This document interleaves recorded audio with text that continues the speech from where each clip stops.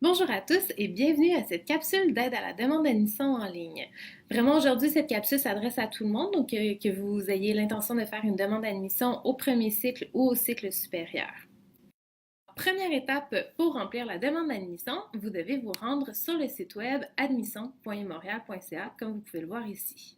Pour accéder au formulaire, vous devez vous rendre directement dans l'onglet Admission juste ici et cliquer tout simplement sur Demande d'admission. Vous vous retrouverez alors sur la page Déposer une demande d'admission, comme ici. Donc c'est sur cette page-là que vous retrouverez plein d'informations, de trucs et de conseils pour remplir au mieux votre demande d'admission.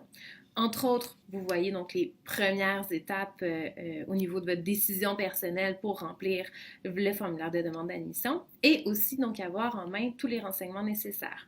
Donc que ce soit au niveau de votre identité, adresse courriel et au niveau de la déclaration des études antérieures. Donc c'est assez important, donc je vous conseille de bien lire attentivement ces paragraphes-là selon votre cas. Et tout en bas de la page, vous trouverez le bouton Accéder au formulaire. Voici donc à quoi ressemble le fameux formulaire de demande d'admission en ligne. Pour ceux qui auraient déjà fait des études à l'Université de Montréal ou qui auraient déjà commencé à remplir une demande d'admission, vous n'avez qu'à rentrer votre code d'utilisateur et votre mot de passe directement ici pour vous connecter. Pour tous les autres, il faut d'abord se créer un compte. Arrivé sur cette page, c'est à vous de déterminer votre code d'utilisateur ainsi que vos mots de passe. Je vous conseille de mettre au niveau du code d'utilisateur quelque chose dont vous vous souviendrez facilement. Le système ne permet que des caractères alphanumériques, c'est bon à savoir. Ensuite, donc, vous rentrez votre mot de passe confirmé, puis votre adresse courriel. Vous arriverez alors sur cet écran. À ce moment-ci, vous devriez recevoir un courriel qui vous envoie directement donc, votre code d'utilisateur et votre mot de passe pour que vous puissiez vous en souvenir. Pour continuer, simplement cliquez sur Faire une demande. Aujourd'hui, je vais remplir un formulaire de demande d'admission pour une demande au premier cycle, donc au niveau du baccalauréat, mais vraiment la vidéo s'adresse à tout le monde. Donc en fait, dès qu'il y a une différence au niveau du formulaire de demande d'admission pour les cycles supérieurs ou pour le premier cycle, je vais vous l'indiquer.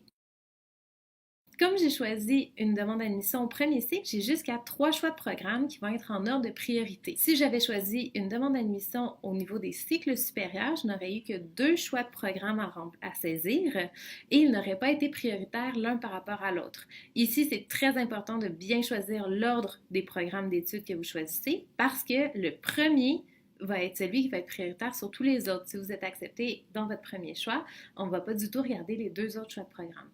Donc, pour choisir le programme, simplement cliquez sur Choisir le programme 1.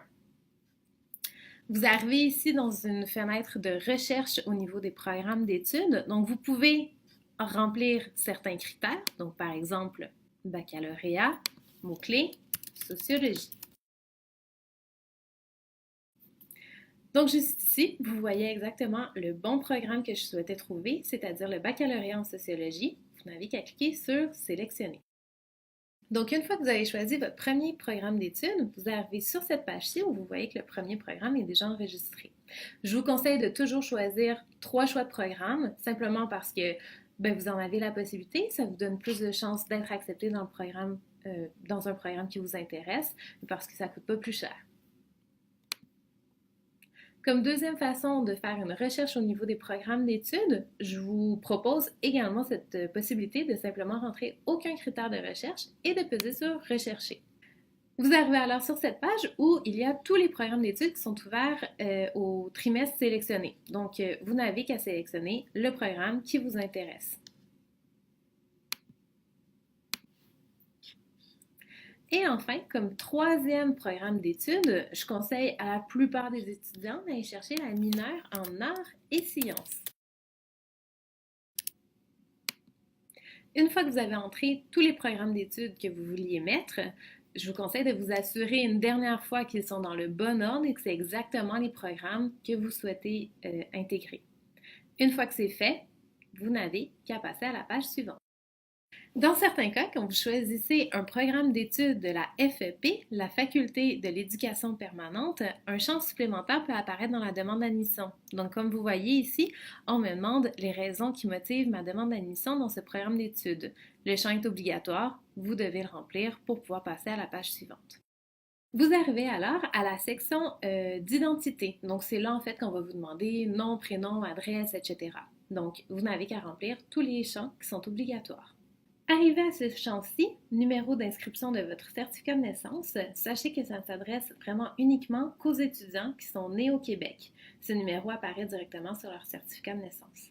Nous voici maintenant dans la page Déclaration des études antérieures. Ici, selon votre situation, le nombre d'informations que vous allez entrer va vraiment changer. Vous pouvez retrouver vraiment tout le détail de l'information exacte que vous devez saisir dans cette page-là, dans la page Déposer une demande d'admission qu'on a vue au début de la vidéo. Sinon, pour vous donner une indication générale, si vous avez fait vos études au Québec, ce qu'on veut savoir, ce sont toutes vos études au niveau du cégep et toutes les études par la suite. Donc, si par exemple vous avez déjà entamé des études universitaires, on veut le savoir. Pour les étudiants internationaux, ici, on souhaite vraiment connaître toutes vos études préuniversitaires ou secondaires. Donc, par exemple, si je pense à la France, ce serait le niveau lycée et tout ce que vous avez fait depuis. Donc, par exemple, encore une fois, si vous avez déjà entamé des études universitaires. Pour les étudiants au cycle supérieur, on souhaite connaître toutes les études universitaires que vous avez déjà faites, tout simplement. Le premier champ à remplir, comme vous le voyez, c'est celui du code permanent. Ça s'adresse vraiment uniquement aux étudiants qui ont déjà fait des études au Québec. Si c'est votre cas, vous devez absolument le saisir, c'est obligatoire. Par contre, si vous n'en avez pas, bien entendu, vous n'avez qu'à sauter au champ suivant. Rendu à cette étape-ci, si j'avais eu d'autres études à déclarer, j'aurais simplement appuyé sur le bouton « Ajouter », ce qui aurait ajouté tout simplement une nouvelle case où je pourrais rentrer dans l'information supplémentaire. Arrivé à la fin de cette page-ci, vous tombez donc sur un encadré qui dit emploi du temps. En fait, ce qu'on veut savoir ici, c'est si vous avez déjà interrompu vos études, on veut savoir qu'est-ce que vous avez fait pendant ce temps. Donc, par exemple, vous auriez pu arrêter pour travailler, pour voyager, par exemple pour prendre un congé de maternité, il y a tout plein de raisons. Donc ici, on veut vraiment savoir ce que vous avez fait si vous avez déjà interrompu vos études. Donc, je vous conseille d'être tout simplement clair, net, concis, de simplement indiquer de façon très claire, sans aucune explication, qu'est-ce que vous avez fait pendant ce temps. Une fois que c'est fait, cliquez sur page suivante. Un message apparaît, donc il s'agit vraiment de revalider toutes les informations que vous avez déjà rentrées dans cette page. C'est vraiment une des pages les plus importantes du formulaire de demande d'admission. Donc c'est pour ça qu'on vous demande de contre-vérifier. Une fois que c'est fait, cliquez sur oui.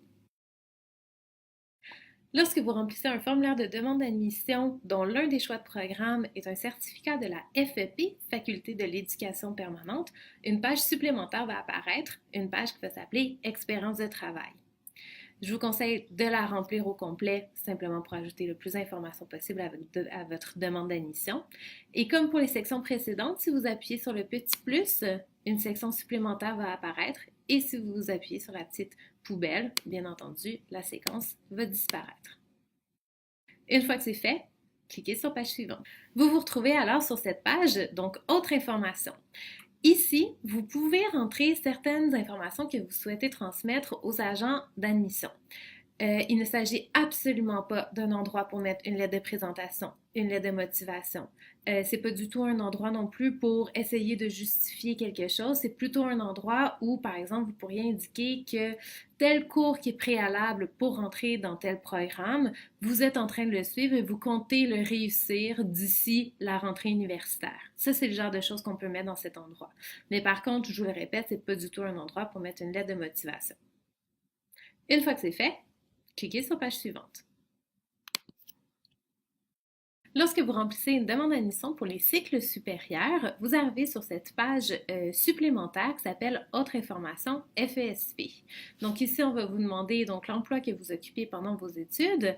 Également, si vous avez reçu ou aimeriez avoir de l'aide financière pour compléter votre programme. À la toute fin, vous trouverez également une section sur la connaissance des langues. Une fois que tout ça est rempli, vous n'avez qu'à cliquer sur page suivante. Donc, vous arrivez sur la page sommaire de la demande d'admission. Donc, c'est ici qu'on va vous demander de contre-valider vraiment tous les choix que vous avez faits.